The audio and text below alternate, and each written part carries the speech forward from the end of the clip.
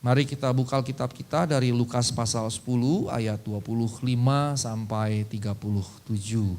Lukas 10 ayat 25 sampai 37.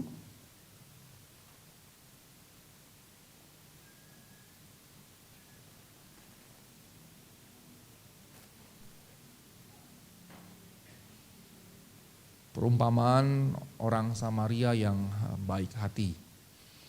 Kita akan baca berganti-gantian, saya baca ayat 25, Ibu Bapak ayat 26 dan seterusnya. Kemudian di bagian ayat yang terakhir 37 kita akan baca bersama-sama.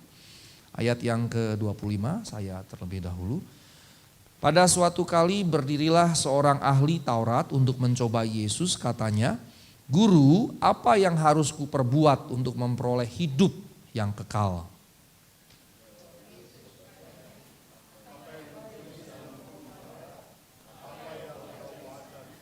Jawab orang itu, "Kasihilah Tuhan Allahmu dengan segenap hatimu dan dengan segenap jiwamu dan dengan segenap kekuatanmu dan dengan segenap akal budimu, dan kasihilah sesamamu manusia seperti dirimu sendiri."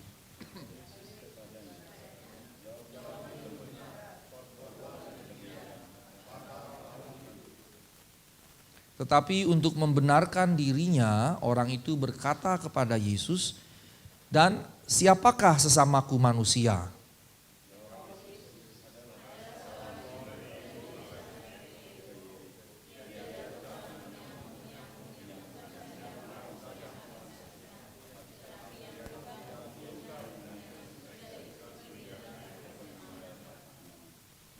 Kebetulan ada seorang imam turun melalui jalan itu.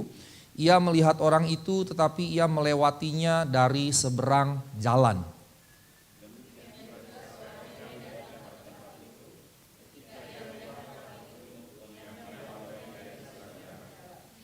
Demikian juga seorang Lewi datang ke tempat itu. Ketika ia melihat orang itu, ia melewatinya dari seberang jalan. Saya 33 ya? Oh salah, maaf. Karena ayat 31, 32 mirip-mirip. Lalu datang seorang Samaria yang sedang dalam perjalanan ke tempat itu, dan ketika ia melihat orang itu, tergeraklah hatinya oleh belas kasihan.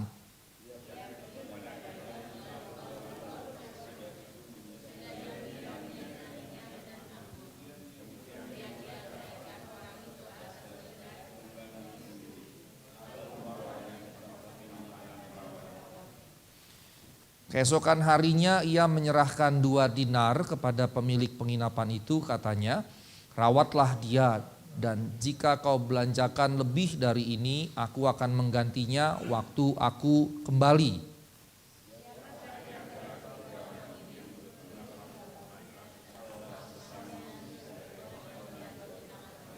Bersama-sama, jawab orang itu, "Orang yang telah menunjukkan belas kasihan kepadanya." Kata Yesus kepadanya, "Pergilah dan perbuatlah demikian." Ibu Bapak, kisah yang kita baca, perikop yang kita baca ini panjang sekali ya. Dan ini adalah kisah orang Samaria yang baik hati. Ini merupakan sebuah alegori, sebuah perumpamaan. Bisa saja dalam realitas pada waktu itu ini pernah terjadi, dan kemudian Tuhan menggunakan kisah yang pernah terjadi ini untuk menjadi sebuah perumpamaan menjelaskan sesuatu. Nah, di sini Tuhan gunakan kisah orang Samaria yang baik hati ini untuk menjawab seorang ahli Taurat yang sebetulnya berniat mencobai Yesus. Karena ayat 29 berkata, tetapi untuk membenarkan dirinya. Jadi dengan kata lain, dia bukan sungguh-sungguh bertanya ingin tahu, tetapi dia bertanya untuk mencobai Yesus. Nah, pada awal perikop ini dikisahkan ahli Taurat ini bertanya kepada Tuhan, kepada Yesus, apa yang ia harus perbuat untuk memperoleh kehidupan yang kekal, ayat 25. Dan ini menarik, mengapa menarik? Karena di Markus 10 ayat 17, kalau kita pindah ke Markus dulu, nanti kita kembali ke teks di dalam Lukas. Dalam Markus 10 ayat 17 ada pertanyaan yang serupa yang diajukan. Dan kali ini bukan ahli Taurat melainkan seorang yang kaya raya ya. Markus 10 ayat 17. Pada waktu Yesus berangkat untuk meneruskan perjalanannya, jadi Yesus sudah jalan nih, sudah jalan. Kalau zaman sekarang udah mau naik motor atau sudah naik mobil begitu, datanglah seorang berlari-lari. Jadi nampaknya urgent sekali, penting sekali. Datanglah seorang berlari-lari mendapatkan dia sambil berlutut di hadapannya. Ia berkata, "Guru yang baik, apa yang harus kuperbuat untuk memperoleh hidup yang kekal?" Ini menarik. Mengapa menarik? Karena konteksnya berbeda. Yang satu adalah ahli Taurat yang mengerti cukup banyak tentang firman Tuhan. Yang satunya lagi sebetulnya seorang anak muda, bukan ahli Taurat tetapi kaya raya.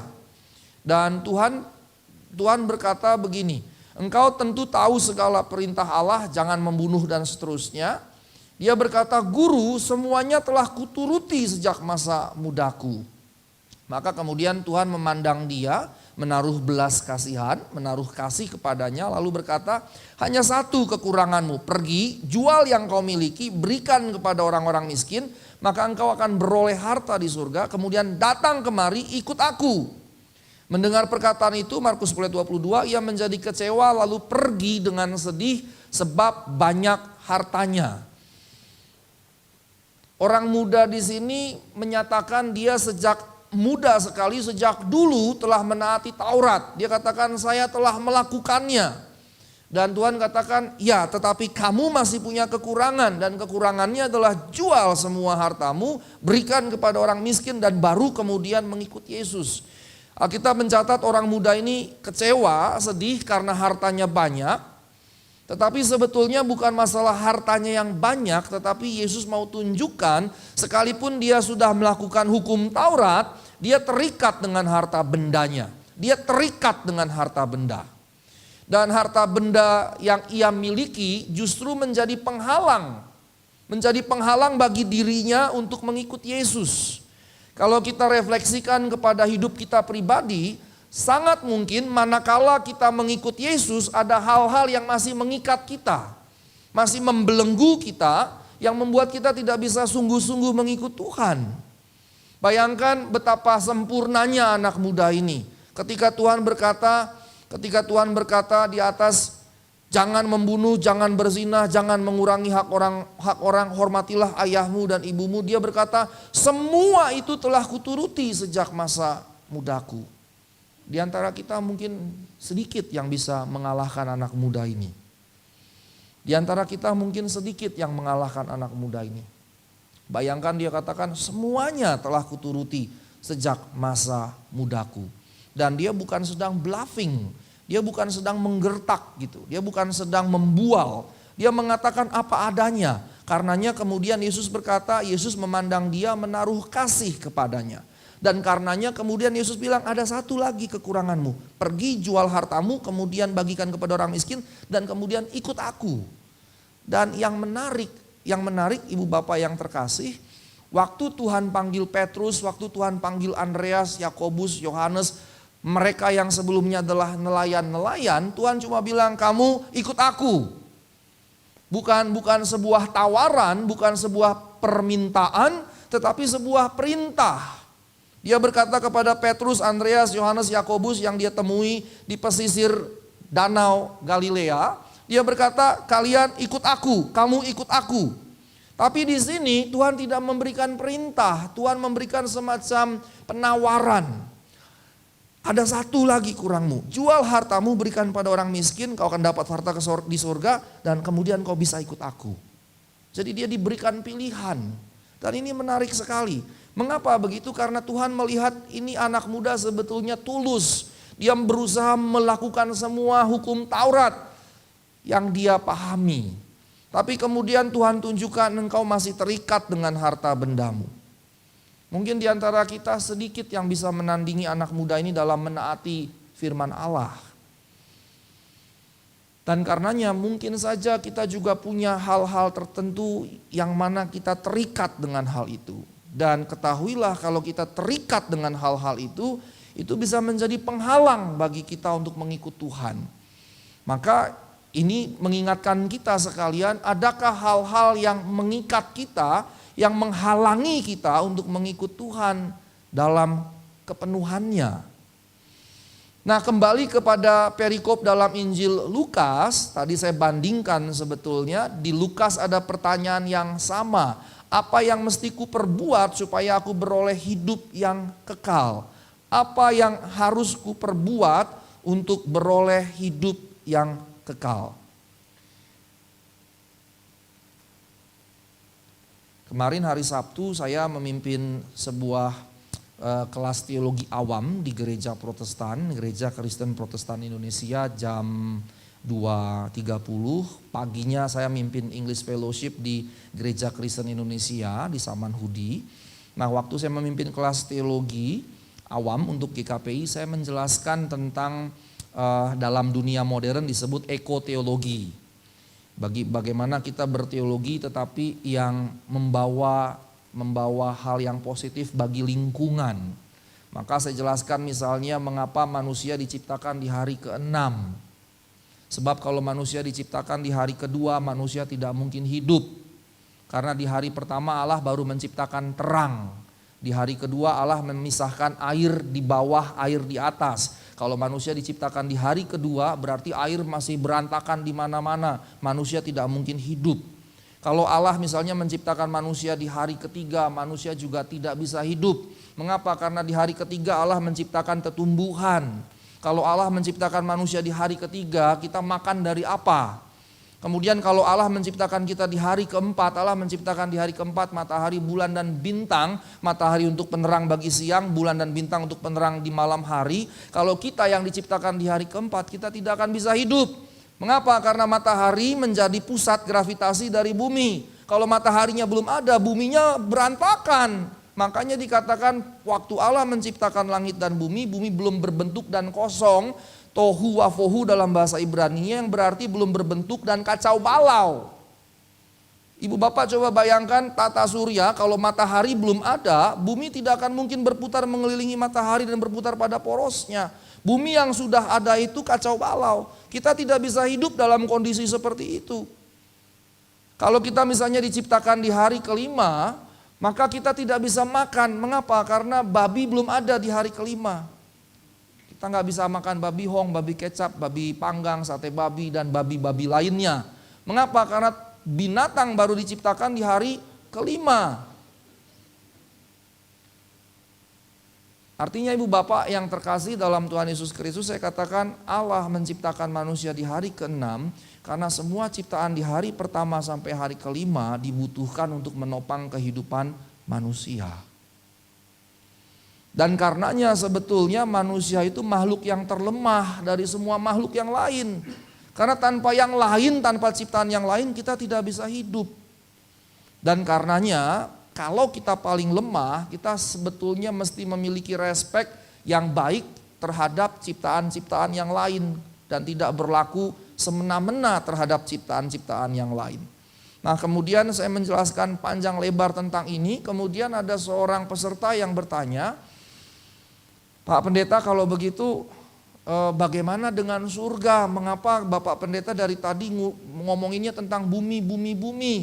Saya bilang begini, Bapak ini ada di gereja Protestan. Gereja Protestan dibangun oleh Martin Luther, John Calvin, dan Ulrich Zwingli. Dan Martin Luther mengatakan sola gratia, sola fide, sola scriptura, dan sola experientia. Keselamatan hanya karena anugerah yang diterima lewat iman, yang timbul dari pembacaan terhadap kitab suci, pendengaran akan kitab suci, yang kemudian dialami dalam persekutuan dengan Kristus. Artinya kalau ibu bapak sekarang percaya pada Kristus, sekarang kau mati engkau selamat. Jadi engkau gak perlu ngomongin surga. Yang kau ngomongin seharusnya justru waktu Allah menciptakan langit dan bumi, Allah berkata berkuasalah atas alam semesta. Itu berarti sebetulnya waktu Allah menciptakan alam semesta dan kemudian menciptakan kita dan kemudian memberi mandat penciptaan kepada kita, itu berarti sebetulnya Allah sedang mengajak manusia jadi rekan sekerja Allah mengelola alam semesta. Saya katakan begitu. Jadi kalau begitu yang kita perlu perhatikan bukan surga tapi bumi. Bagaimana kita tidak menghancurkan bumi tapi justru merawat dan memeliharanya. Saya katakan begitu. Bapak meninggal sekarang, kalau engkau percaya kepada Kristus, engkau masuk surga, enggak usah ngomongin lagi. Dan enggak usah ketakutan kau nanti mati masuk neraka atau masuk surga, karena Allah telah beli, telah lunas dibayar. Enggak perlu pusing lagi dengan itu. Tapi justru kita harus pusing bagaimana bumi ini kita kelola. Saya jelaskan panjang lebar seperti itu. Terus dia bilang, saya jarang dengar penjelasan yang seperti ini. Saya bilang lagi, ya karena kita kebanyakan dibuai dengan janji-janji surga. Kan begitu. Nah ibu bapak, kembali kepada teks kita dalam Injil Lukas. Maka dia bertanya, apa yang mesti kuperbuat untuk memperoleh hidup yang kekal? Rupanya pemahaman orang ini maupun pemahaman yang di dalam Injil Markus pasal 10 tadi adalah untuk memperoleh hidup kekal kita sekalian mesti mengerjakan berbagai macam perkara. Jadi kita tidak boleh sekedar menerima teks itu apa adanya, kita harus memperhatikan konteksnya. Baik ahli Taurat maupun juga anak muda tadi memahami untuk masuk kerajaan surga dia harus melakukan banyak pekerjaan. Dan ini tentunya keliru. Dan karenanya ketika ia bertanya kepada Tuhan di Injil Lukas, Tuhan bilang kasihilah Tuhan Allahmu dengan segenap hati, segenap jiwa, segenap kekuatan, segenap akal budi, dan kasihlah sesamamu manusia seperti dirimu sendiri. Jadi Tuhan tidak memberikan engkau harus begini, tidak. Yang Tuhan berikan sebetulnya jawaban prinsipil, jawaban yang sifatnya esensial, yaitu mengasihi. Tuhan tidak bilang engkau harus hidup sempurna, engkau harus mengerjakan begini, begitu, tidak. Tuhan berkata kasihilah Tuhanmu, kasihilah sesamamu. Dengan kata lain sebetulnya menghidupi iman itu. Menghidupi iman itu. Tuhan tidak mengutip ayat-ayat lain. Tuhan tidak mengutip Taurat, Bilangan, Ulangan, Imamat, tidak. Tuhan tidak mengutip bahwa mereka harus melakukan ritual-ritual Yahudi. Engkau harus disunat di hari ke-8. Engkau harus menebus dosamu dengan seekor burung tekukur. Kalau engkau kaya seekor kambing domba atau bahkan lembu sapi. Engkau harus tiap hari, tiap bulan mempersembahkan, tiap tahun mempersembahkan. Engkau harus ke sinagoge, ke bait Allah dan seterusnya. Tidak ada sama sekali peraturan seperti itu. Makanya yang kita mesti bangun di Logos Ministry Indonesia adalah kita tidak boleh nakut-nakuti orang. Nanti lu kalau mati masuk neraka lo. Kita nggak boleh nakut-nakutin orang. Lu nanti kalau mati lu masuk neraka. Lu kalau nggak bayar persepuluhan, lu lupa sekali aja bayar persepuluhan, masuk neraka lo. Nggak begitu. Itu nakut-nakutin orang. Lu kalau nggak bener lu masuk neraka lo. Lu kalau kagak ke gereja hari Minggu sekali saja lo, masuk neraka lo. Kita nggak boleh menakut-nakuti orang seperti itu. Kita justru membangun roh ketakutan, spirit ketakutan di gereja. Seharusnya justru gereja membangun roh kelepasan. Ketika orang datang ke sini justru dia terlepas dari segala beban. Gereja harusnya membangun roh penghiburan. Ketika dia datang ke gereja dia dihibur. Makanya kalau di sini ada yang bilang, Pak Sigor saya tidak bisa datang hari Minggu, ya tidak apa-apa. Saya kerja, ya tidak apa-apa. Kerja juga adalah ibadah. Jadi kita jangan sampai membuat dikotomi bahwa di gereja ini ibadah, kalau nggak ke gereja di luar sana bukan ibadah, itu salah. Tapi tentunya juga kita mesti membangun prinsip apa itu ibadah, misalnya begitu. Misalnya dengan teknologi canggih sudah ada satelit, perlu nggak kita ke gereja? Kita nonton di TV saja. Misalnya seperti itu. Itu keliru. Mengapa? Karena gereja bicara tentang tubuh Kristus. Nah bicara tubuh Kristus, tubuhnya tidak terpencar-pencar. Maka ketika kita bersekutu di sini, kita menyatakan diri kita tubuh Kristus. Korpus Kristi, satu kesatuan. Itu pentingnya persekutuan. Tapi kalau kemudian karena satu dan lain hal tidak bisa ibadah, ya enggak ada masalah. Kita enggak akan takut-takutin lu kalau enggak ibadah masuk neraka lu. Saya suka memperhatikan orang menakut-nakuti jemaatnya. Nanti kalau nggak bayar persepuluhan nanti hartamu dimakan oleh belalang pelahap, belalang pengerip, dan berbagai macam belalang-belalang lainnya. Jangan-jangan yang khotbahin belalang belum tahu bentuk belalang seperti apa. Yang tinggal di kota kan jarang ngelihat belalang. Kecoa iya, Belalang kan susah ngelihatnya, belum tentu ada. Jangan-jangan bentuknya saja dia belum tahu belalang seperti apa. Kan begitu. Nah, ibu bapak yang terkasih dalam Tuhan Yesus Kristus, Tuhan tidak mengutip ayat-ayat lain yang menugaskan melakukan ritual-ritual Yahudi, ritual ini dan seterusnya.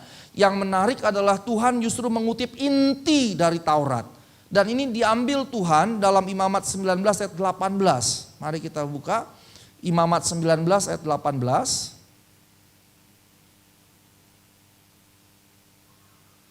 Apa itu?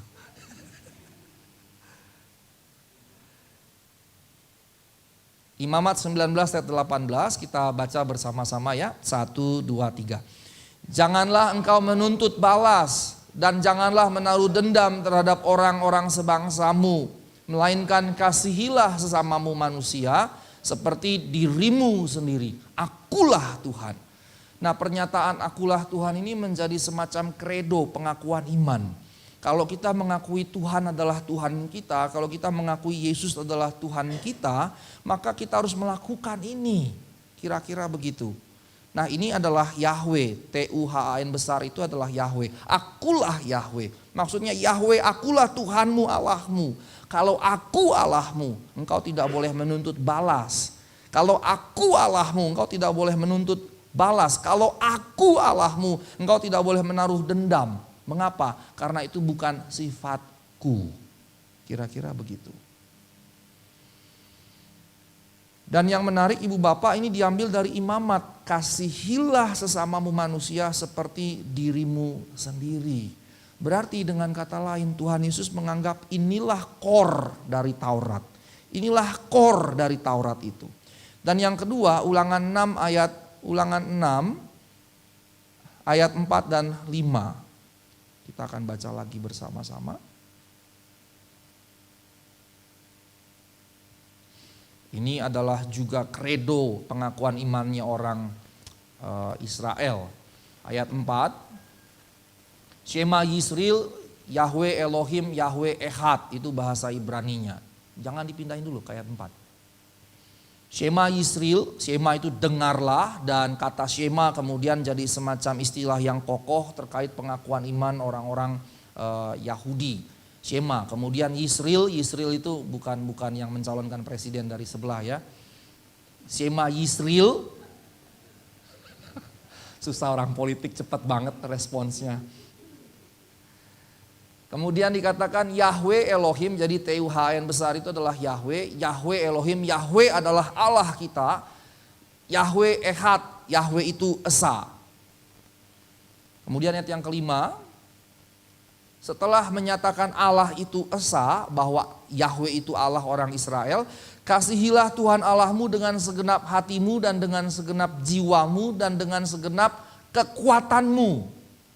Ternyata waktu Tuhan berkata menjawab ahli Taurat, Tuhan berkata kasihlah Tuhan Allahmu dengan segenap hati, jiwa, kekuatan dan akal budi. Tuhan mengutip dari Ulangan 6 ayat 5. Dan waktu Tuhan berkata kasihlah sesamamu manusia seperti diri sendiri, Tuhan mengutip dari Imamat 19 ayat 18. Dengan kata lain Tuhan hendak bermaksud inilah inti dari Taurat.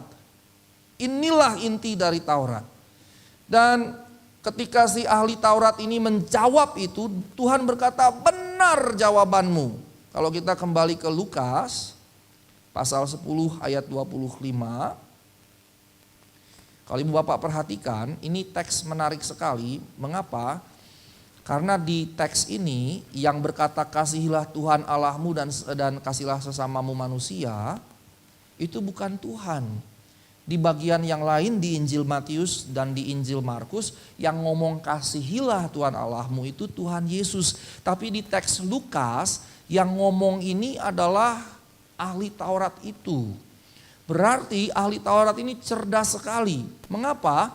Ini sebetulnya kalau dalam filsafat ini adalah deduksionisme atau deduksi.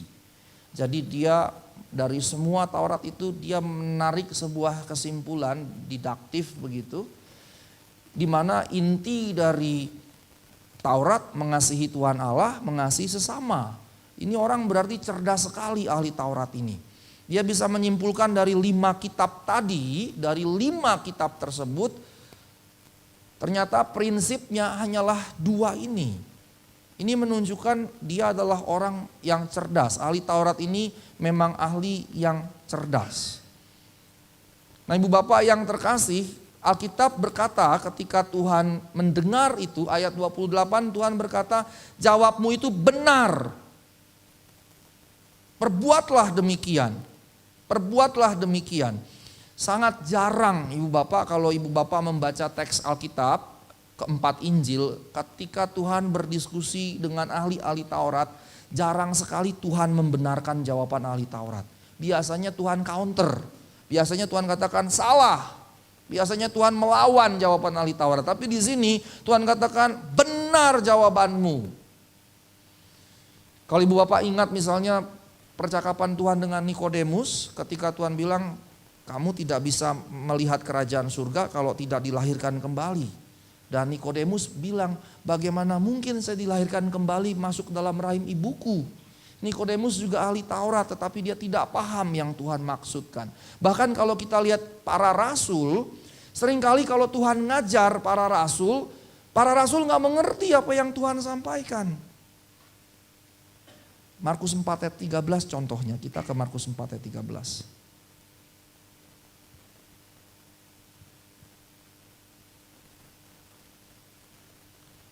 Ini salah satu contoh kebingungan para rasul ketika mereka mendengar ajaran Tuhan. Ayat 13. Markus 4 ayat 13.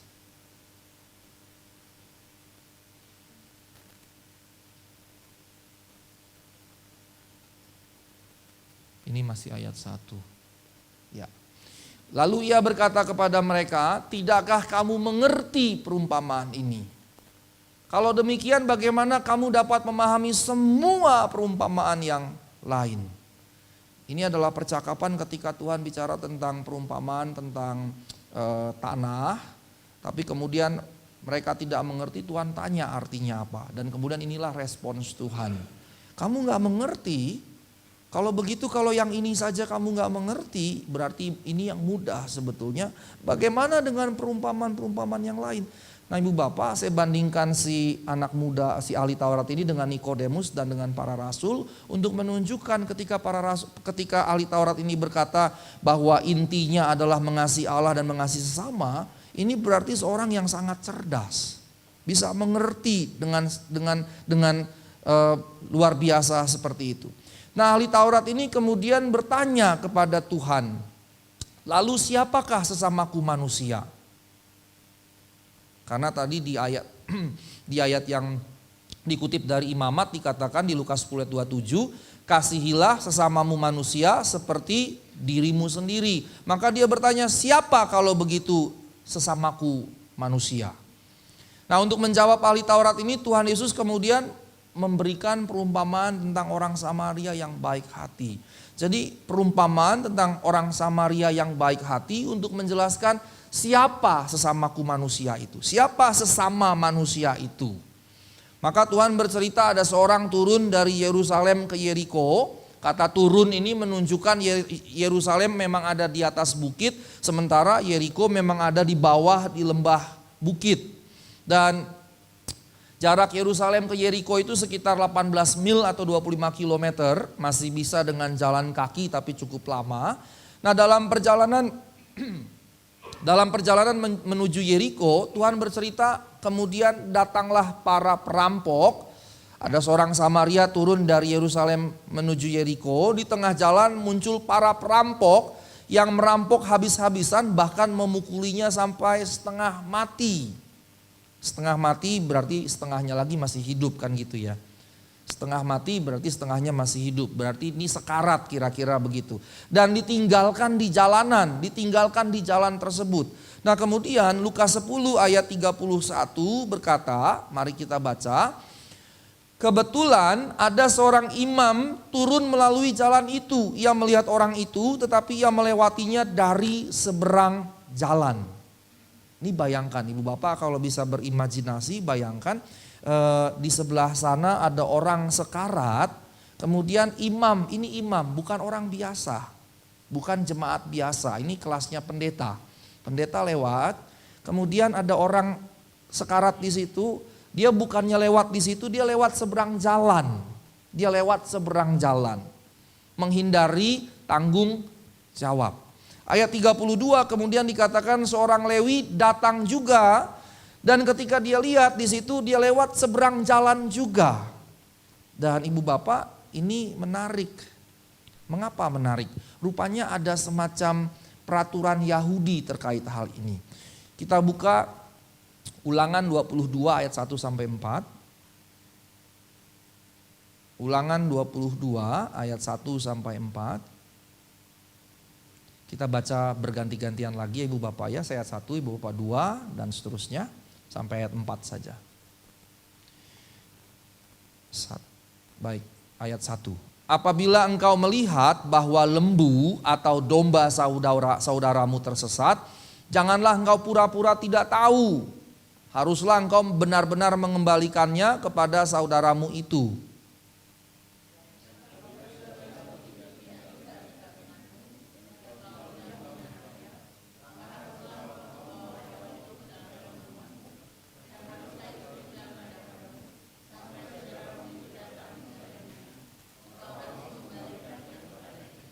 Demikianlah harus kau perbuat dengan keledainya, demikianlah kau perbuat dengan pakaiannya, demikianlah kau perbuat dengan setiap barang yang hilang dari saudaramu dan yang kau temui. Tidak boleh engkau pura-pura tidak tahu. Ayat 4 silakan.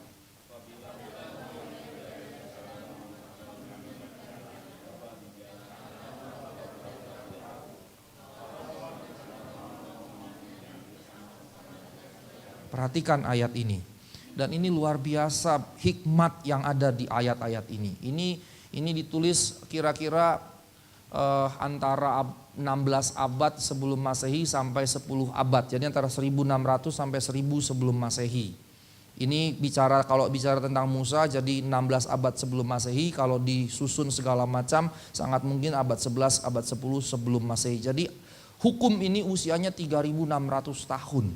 Dan perhatikan hukum ini. Dikatakan kalau saudaramu punya lembu domba dan tersesat, jangan pura-pura tidak tahu. Engkau harus mengembalikannya kepada pemiliknya. Ayat yang pertama. Dan kalau saudaramu tidak tinggal dekat di situ dan kau tidak mengenalnya, bawa ke rumahmu, pelihara berarti kasih makan dan seterusnya sampai yang punya nyari. Dan kalau yang punya nyari, engkau harus kembalikan kepada yang punya. Terus ayat 3, kalau keledai juga begitu, pakaian juga begitu, setiap barang yang hilang dari saudaramu juga begitu. Dan dikatakan bila engkau melihat keledai saudaramu atau lembumu rebah di jalan, jangan engkau pura-pura tidak tahu. Dengan kata lain, kalau terhadap lembu, sapi, keledai saja yang di tengah jalan ditemukan rebah karena sakit, karena tidak kuat dan seterusnya atau celaka, maka orang-orang Yahudi harus menolong keledai itu. Apalagi sesamanya, apalagi manusia, keledai saja harus ditolong, apalagi manusia. Dan dikatakan di situ, kalau perhatikan, janganlah engkau pura-pura tidak tahu. Dan perhatikan itu ayat 1 dikatakan, janganlah engkau pura-pura tidak tahu. Ayat 4 diulangi, jangan pura-pura tidak tahu. Ayat 3 dikatakan tidak boleh engkau pura-pura tidak tahu. 3 kali disebut.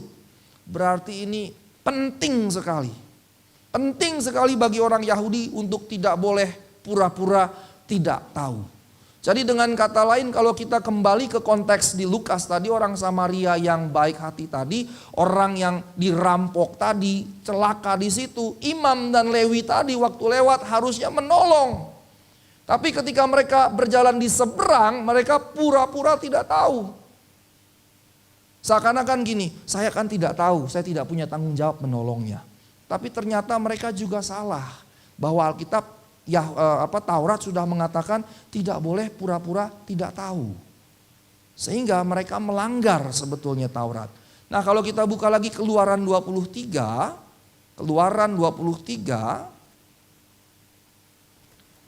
ayat 4 dan 5.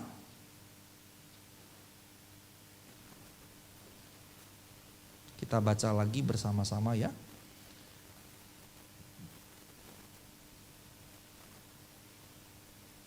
Keluaran 23 ayat 4 dan 5. Kita baca bareng-bareng saja. 1, 2, 3. Apabila engkau melihat lembu musuhmu atau keledainya yang sesat, maka segeralah kau kembalikan binatang itu.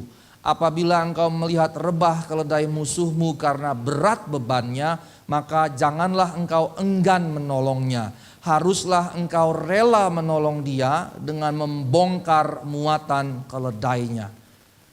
Ini masih tingkat keledai. Kalau keledai saja harus ditolong, apalagi manusia. Dan perhatikan, lembu musuhmu, keledai musuhmu. Bahkan terhadap musuh pun, kalau propertinya, ternaknya begitu, orang Yahudi pun tetap harus menolong. Musuh tidak menjadikan kita tidak boleh menolongnya. Musuh tidak menjadikan kita berhak boleh berkata saya tidak mau menolong dia karena dia musuh saya. Tidak bisa, justru harus menolong. Nah, ini yang saya mau sampaikan Ibu Bapak yang terkasih. Ini adalah hikmat yang luar biasa. Mengapa luar biasa? Karena 3.600 tahun yang lalu diajarkan hikmat yang seperti ini. 3.600 tahun yang lalu. Betapa luar biasa intelijennya. Betapa luar biasa cerdasnya. 3.600 tahun yang lalu sudah mengajarkan moralitas seperti itu.